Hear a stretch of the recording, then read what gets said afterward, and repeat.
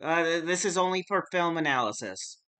If you're analyzing the news and shit, I am not qualified to do that. I only know movies and motion pictures and shit. I'm sorry. Also, there will be spoilers for these.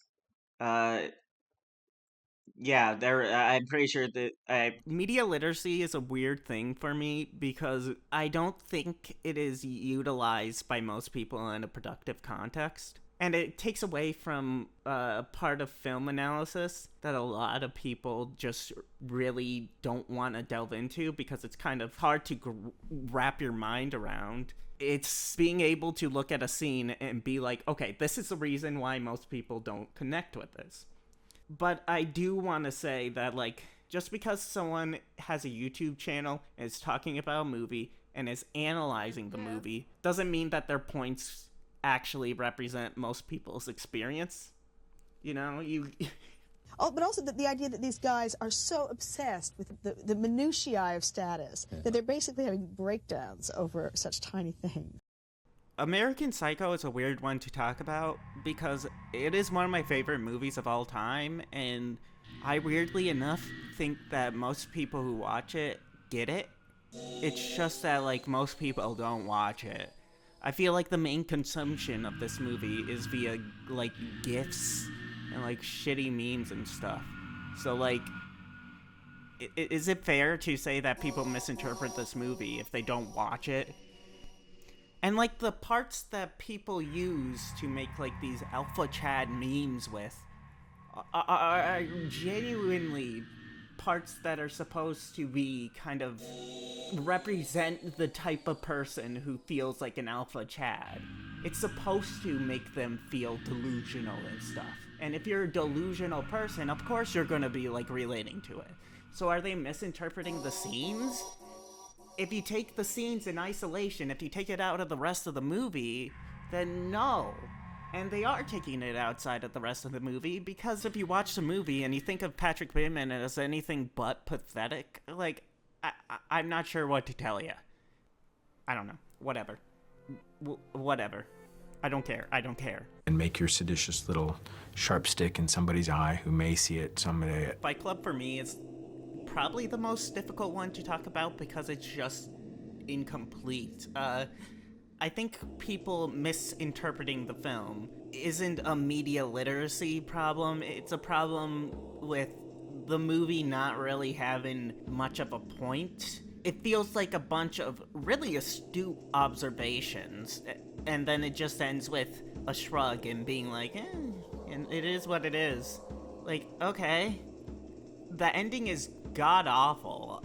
I really do mean god awful. They really needed to find a way to make a very succinct point, and it just really doesn't. He just shoots himself, which there is a very interesting observation in a male figure being like, oh, my only option here is to shoot myself, because that is like a real thing that is in the male psyche, you know? But like, it works. I'm sorry, fellas. Like, shooting yourself isn't going to solve your problems, but for him, it seems to work for him fine. I mean, like, he's... I mean, like, sure, like, everything still blows up, but, like, it is what it is. I don't know.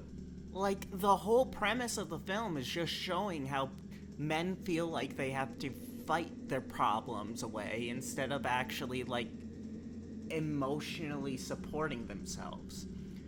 And, like, part of the reason they do that is because emotionally supporting yourself is considered girl shit. But then it's like the solution to that is, like, reject consumerism? I guess. I just don't know. And we're gonna, fellas, let's go into dialectics here. How we look at gender in relation to, like, manliness is that you're either manly or you're not manly.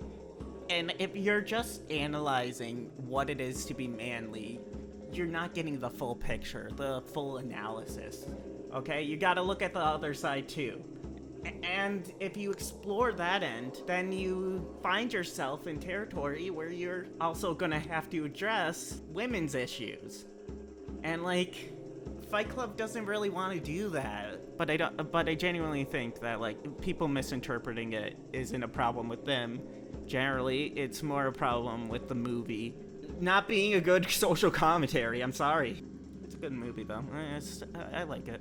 It isn't what a lot of people make it out to be, but I don't think it is, like, prime feminist film. I think that it is a film that wants to be feminist, but just doesn't want to do it girly. Look at me and saying, well, these are Nazi flags.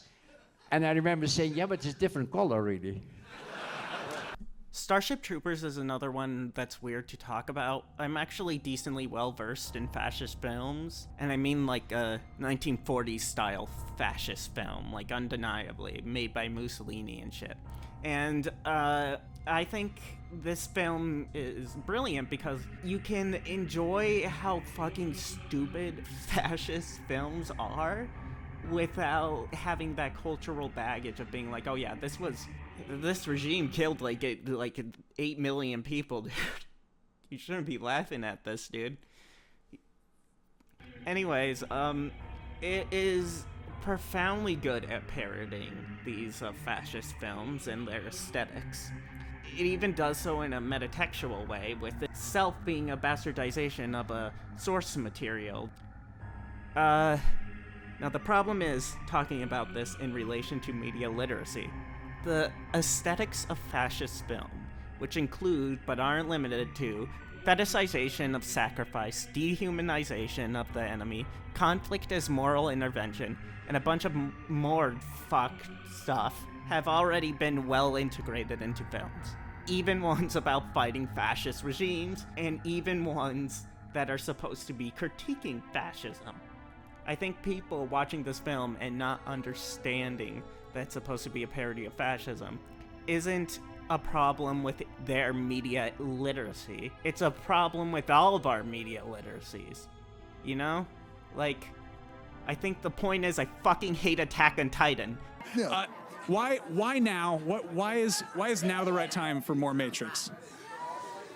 Whoa. The Matrix is weird because it's something that, unlike American Psycho, I feel like a lot of people do watch. But I think the way that people are like, oh, by you using the term the red pill, you're actually like misinterpreting your own point. You know, like the red pill is overtly supposed to be estrogen. Or that's the problem there, because it's not supposed to be overt. That's the wrong word entirely. It's the opposite. It's covertly estrogen. The Matrix is made to have, this is the worst term to use for it, but like dog whistles indicating that it is a trans analogy. It's hidden because the directors were like, holy shit, if we make this like abundantly clear to a straight audience that this is a trans movie, we'd be fucked.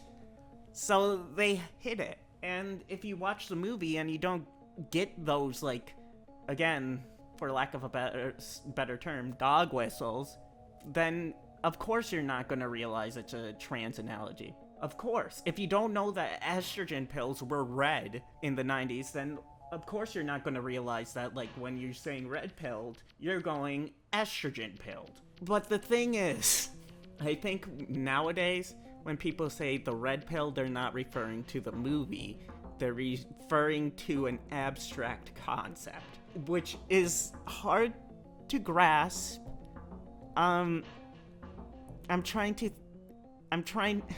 It's like newspeak. Is it newspeak? No, that's not. Just how language works.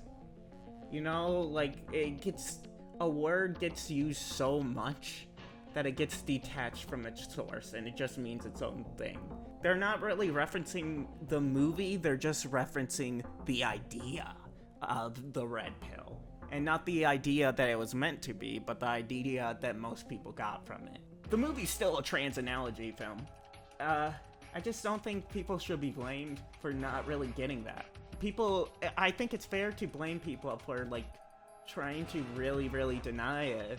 Like, on some level, it is a fucking trans film. I'm sorry. If that makes you mad, then, like, I don't know. That's a you problem, dude. Because it's literally about escaping the binary. Okay? Like, I can see the argument that it was only trans on a subconscious level for at least one of the sisters. But, like, I can't imagine both of the sisters were both like, we accidentally made a trans film. Like, it's a trans film, I'm sorry. So, I think the media illiteracy argument for this film is a little bit, in a nuanced way, inaccurate. So overall, how people use media illiteracy, or how I see it used, is like kind of faulty, and kind of the analysis that they're making has some points to it. The problem is, like, there's some deeper stuff that they're just missing just by assuming media illiteracy. And there are dumbasses out there, and definitely dumbasses who misinterpret these films. Don't get me wrong. Don't get me wrong. I said I wasn't gonna get political, but I'm saying that, like, if you voted for Donald Trump, you're a fucking moron. But anyways, besides that, yeah, I think I sufficiently, like, pissed off enough people. I feel like this is, like, I feel like this is, yeah. Okay, bye.